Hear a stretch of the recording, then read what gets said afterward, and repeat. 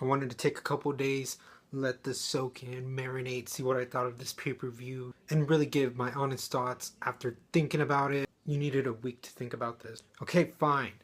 I took a couple days, and after that, I got lazy. I'll admit it. I still want to talk about this pay-per-view. Spoilers, it's better than last year's already, okay? This one still had the same length of being over 5 hours. It did not need to be that long. At times it would get boring, but I found myself more invested than last year's WrestleMania. The matches, well, the matches were good. There weren't anything really memorable, but they were still entertaining. It was a really strange WrestleMania. It's like the first half and second half were really completely opposite. I'm gonna jump around and probably miss some parts. I'll just talk about some parts that really sticked out for me. John Cena and Nikki Bella.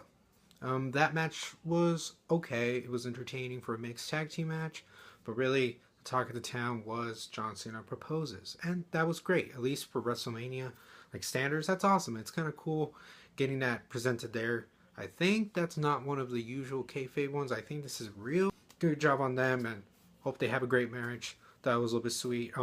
John Cena, how he was setting up the proposal, I felt like he could have done better. You can tell he was nervous. You know, people like that, those that get married know it's a nerve-wracking to do that, but just what he said to go to it, just thought he could have said something better. Kevin Owens versus Chris Jericho, the build-up for this, one of my favorites I've talked about. The match itself was entertaining, at least for the standards of what they can put up a show. It was pretty cool. It did show that this match was personal for their characters, and I like seeing them get out of the ring a little bit, beat each other up. The way the styles that they are, how Kevin's precedes his fighting moves with Jericho's.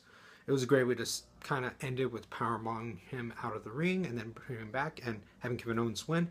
So this time, Chris Jericho did put one of the younger talents over, so it's kind of cool to see that. I would have been okay with whoever won because the storyline really made me like both of them.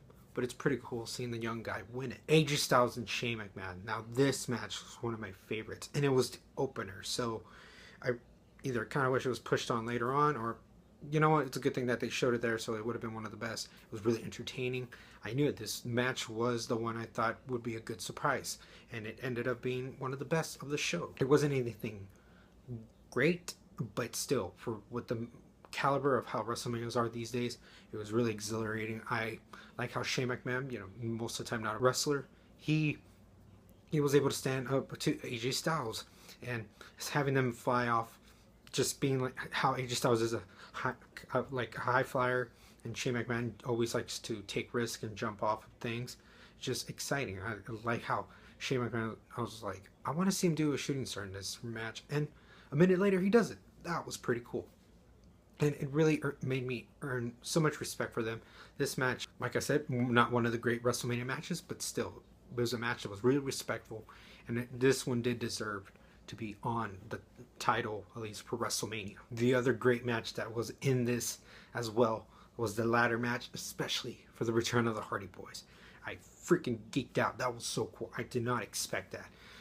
I'm glad that I went in not knowing rumors of who was going to show up. This was just a big surprise for me. I just like seeing them come back, kick ass, being in that match that they innovated the ladder match and winning the title. You know, sometimes maybe those that have been there so long, I say that they take the spotlight from the new guys, but for this moment, they kind of did deserve it. At least give them one more run. And just hearing the music just brought back memories.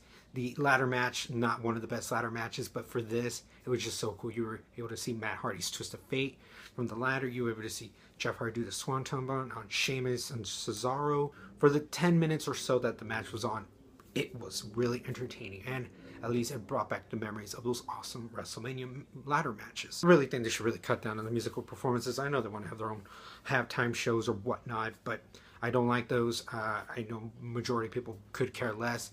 Just use that as their bathroom break. So really, you can take those out and just make WrestleMania shorter. Goldberg versus Brock Lesnar, not a long match, but at least was longer than a minute.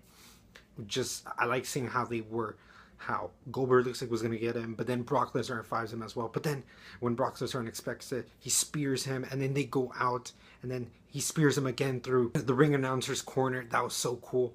It really did feel like this very mini kind of mixed martial arts match. It's just how the pay-per-view was built for those two. It paid off.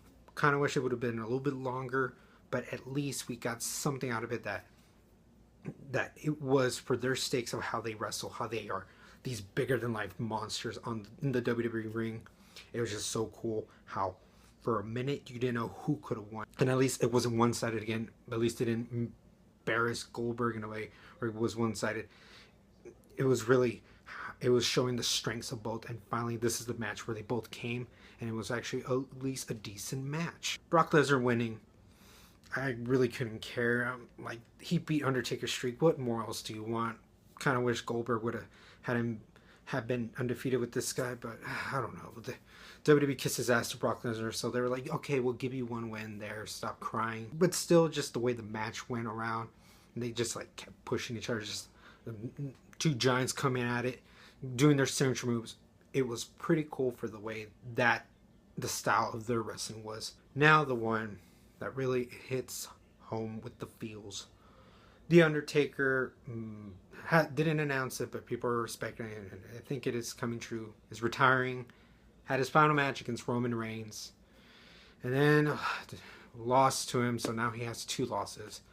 Stupid enough that he has 1, but 2, especially making it the retirement. I would have loved a story where Undertaker would have had one more redemption, have him retire with one of the titles, and then the next to relinquish it. It would have been awesome. Other wrestlers have had that, and it would have kind of made up for that one loss. But instead, he wanted to put someone over. If that's Undertaker's decision, respect for him. If the WWE forced him to do him, then seriously, screw off. You should have given the man his proper send up the way. How Ric Flair had one, Shawn Michaels had one. I understand you want to put someone over, but really with Roman Reigns, how they're pushing him too much, didn't feel like the right time. With John Cena, he's already been established. It would have been also maybe having a Rock Cena thing where kind of like a previous chapter of wrestling versus one of the ones ahead of it. Just having that meet confrontation would have been amazing. It would have been something interesting to talk about. But having him beat him and Undertaker at least giving his last breath, you know, how a lot of wrestlers do before they retire. It gave me so much respect for The Undertaker. He gave one last good ride. It really was a good match, but the way it was, it didn't feel great at what the result was, especially how Roman Reigns, sure, it looks like he regretted it. He should have come somehow kind of congratulate the man, give him a handshake or something. He was just like, oh, I know that I didn't really want to do this, and then he walked out and just continued to embrace the way the wrestlers hate him, so he just kind of feed off with the irritation. He's just like, whatever, I'm one now, this is my yard. You can say it's your yard, fine, you beat him, but go ahead and go help out the other man. You know, it's his last match. Give him the proper respect. So it's just, that was just a big irritation. But Undertaker putting his gloves, his hat, his jacket just on the wrestling ring, just calling it out. It was beautiful. Just the match itself felt very sour. But at least Undertaker's half, he gave it all he could, show that he is the dead man. He is the Undertaker.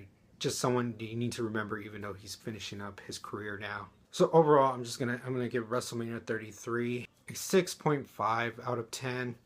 It was a pretty good WrestleMania, just nothing really special. So let me know, guys, what you thought when you saw WrestleMania 33. Did you guys hate it? Did you guys love it?